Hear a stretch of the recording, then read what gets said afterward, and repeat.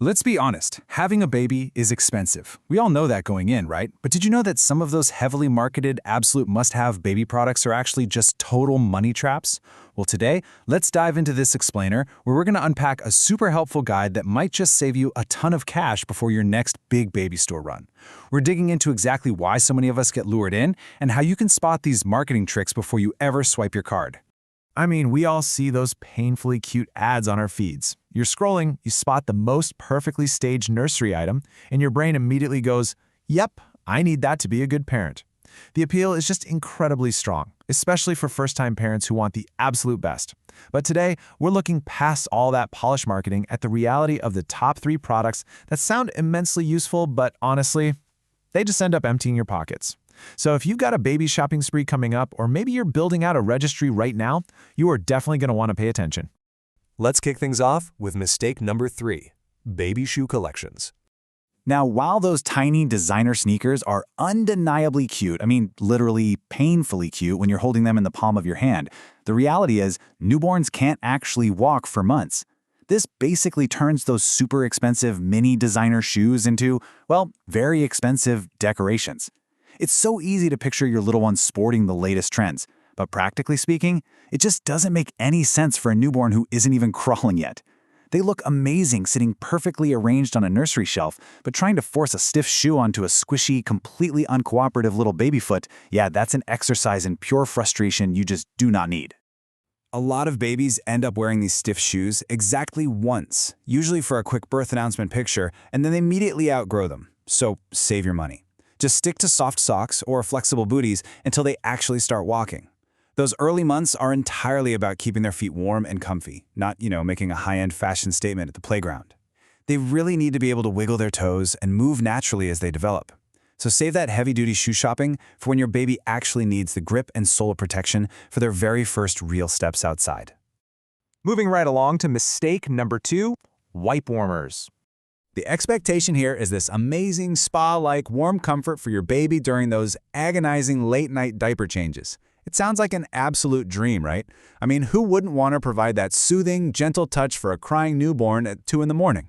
You picture this device being a total lifesaver, but the reality? Parents usually end up completely unplugging the device and shoving it into a dark closet after just a few short weeks. It transforms very quickly from a registry must-have to just another piece of plastic collecting dust.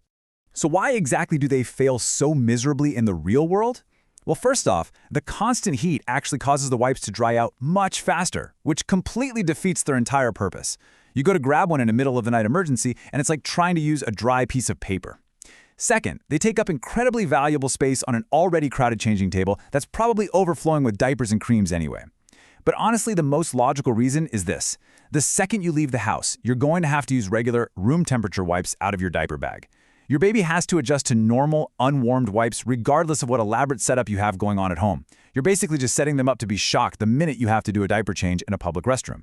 For a massive number of families, this quickly devolves into one of those classic purchases that simply looked amazing on the internet, but completely fails the practical reality test. It is a textbook case of clever marketing totally overriding real-world usefulness. The idea is sold perfectly, but the day-to-day execution? It just adds extra stress, extra maintenance, and extra cost to your already busy life. And that brings us to the biggest trap of all, mistake number 1, overpriced baby clothes. Babies grow so incredibly fast that they often skip entire sizes before you even have a chance to cut the tags off. And that leads to this comedic yet slightly tragic life cycle of a fancy baby outfit. Step 1, you buy it with huge excitement, imagining these perfect family gatherings and adorable photos. Step 2, the baby wears it exactly once. Step 3, inevitably, the baby spits milk all over it within, 20 minutes of putting it on. And finally, step 4, by next week, it's completely outgrown and you are packing it away into a storage bin.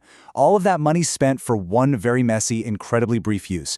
It happens to absolutely every parent who gets drawn in by miniature formal wear. While cute is certainly good in theory, parents quickly realize that comfortable, easy-to-wash clothes are going to easily beat out fancy outfits packed with complicated buttons, zippers, and stiff collars. When it's 3 in the morning, you're running on maybe 2 hours of sleep, and you're dealing with a screaming, fussy baby, you absolutely do not want to be fumbling with 20 tiny snaps in the dark. It is pure misery. Comfort and usefulness are going to win every single time. Stretchy fabrics and simple zippers will quickly become your absolute best friends, leaving those expensive boutique outfits totally untouched in the bottom of the drawer. Okay, let's wrap this up with our smart spending rules. Avoiding the cute trap. You should always take a big step back before you hit add to cart and ask yourself this absolutely vital question. Is this trending product actually going to make my daily parenting routine easier, or is it just going to drain my wallet? It's really the ultimate litmus test for avoiding the cute pop trap. It's so easy to get tricked by perfectly curated social media feeds, where every nursery looks like a magazine cover and every baby seems perfectly content. But real parenting is messy, it's chaotic, and it's exhausting. If the only benefit of a product is how good it looks on your feed, you can probably skip it and save those funds for something truly practical. We've covered the top 3 traps today, but I want to leave you with a final thought to mull over and discuss in the comments. What baby product did you buy that turned out to be a massive waste of money?